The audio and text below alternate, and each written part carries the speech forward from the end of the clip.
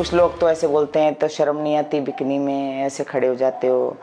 कुछ ऐसे बोलते थे कि आदमी बन गई है।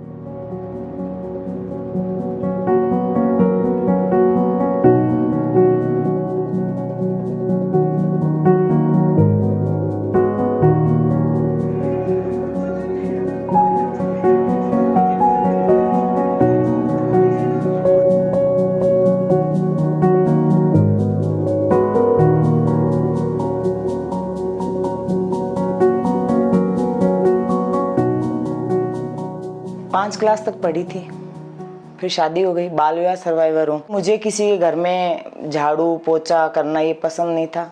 पारिवारिक स्थितियाँ ठीक नहीं थी। उस वजह से जिम में मैंने एक इंटरव्यू दिया और मेरी हाइट और पर्सनालिटी के कारण मेरा सिलेक्शन हो गया। जॉब पे रखने के बाद मैं ट्रेनर बनी और ट्रेनर बनते मैंने बहुत जल्दी एक्सरसाइज सीखी, तो मुझे जिम में सारे पहलवान बुलाते थे।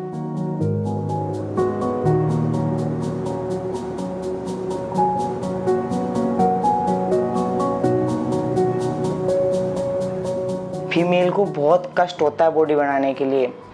मेल से 3 गुना ज़्यादा डाइट, मेल से 3 गुना ज़्यादा वर्कआउट, मेल से 3 गुना ज़्यादा प्रोटीन इंटेक करते हैं, तब जाके फीमेल की बॉडी बनती है। क्योंकि मेल में ऑलरेडी टेस्टोस्टेरोन होता है, फीमेल में बहुत ज़्यादा फैट होता है। कंपटीशन से 15 दिन पहले या 7 दिन पहले आपको नमक छोड़ना पड़ता है। और कंपटीशन पे जा रहे हो आप, अगर आपका प्री है तो 1 दिन पहले पानी छोड़ना पड़ता है।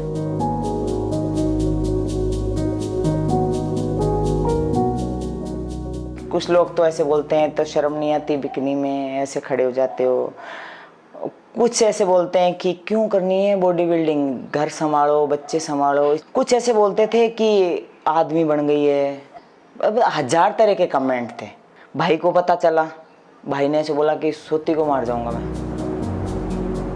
जब से मैं बॉडी बिल्डिंग में आई हूँ ना, तब से मुझे आटे दाल चावल का भाव नहीं पता। मुझे मेरी बेटी हाथ में ब्रेकफास्ट देती है, हाथ में अंडे देती है, चिकन देती है, कपड़े मेरे को धुले हुए देती है, सब कुछ हाथ में देती है। आज मैं हूँ बॉडी बिल्डर मेरी बेटी की वजह से। कंपटीशन में आई थी तो मैंने घर पे मतलब 2 कॉस्ट्यूम दिखाए थे, स्पोर्ट्स ब्रा शॉर्ट्स और बिकनी दोनों दिखाए थे। बाकायदा मैंने घर वालों से परमिशन ली कि देखो ये है ना, ये स्टेट तक पहन सकते हैं स्पोर्ट्स ब्रा और शॉर्ट्स, और अगर आपको नेशनल और इंटरनेशनल जाना है तो आपको ये बिकनी पहननी पड़ेगी। तो आप तो ये बता दो मैं कौन सा पहनूं और करूं कि नहीं करूं। घर वालों उनका दोनों कर।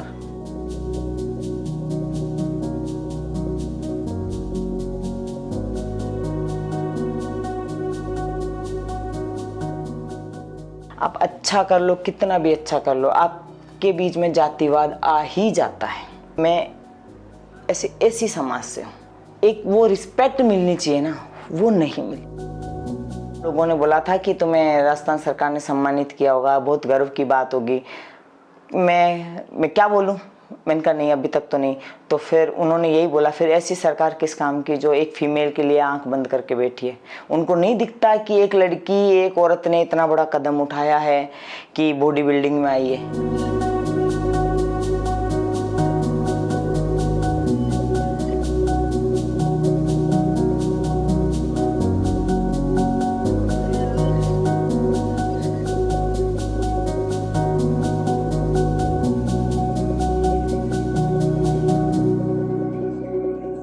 मैं घर जाती हूँ तो मेरा वही शेड्यूल रहता है। मैं बिल्कुल, मेरी चूड़ी हाथ में होगी, पैर में पायल होगी, बिछिया होगी, सर पे इतनी बड़ी बिंदी होगी और दुपट्टा होगा, वो सब।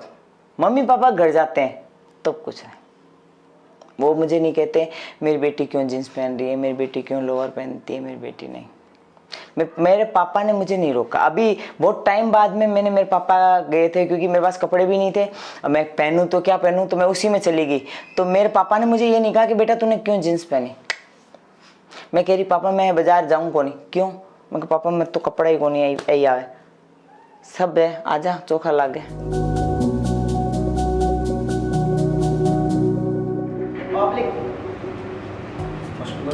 हाँ पहले पहले मतलब अलग जैसे एकदम घरेलू टाइप रहते थे, तो एकदम से फिर मॉडर्न रहने लग गए। तो लोग पूछते हैं यार तेरी मम्मी है, मैंने कहा हाँ यार विश्वास नहीं हो रहा यार कि तू भी कुछ सीख तेरी मम्मी से। लोग सेल्फी लेने के लिए आते हैं। पापा तो बहुत ज़्यादा सपोर्ट करते हैं, उनके ज़्यादा कोई सपोर्ट ही नहीं करता। कुछ भी करने से पहले अपने दिल और दिमाग दोनों से सोचें।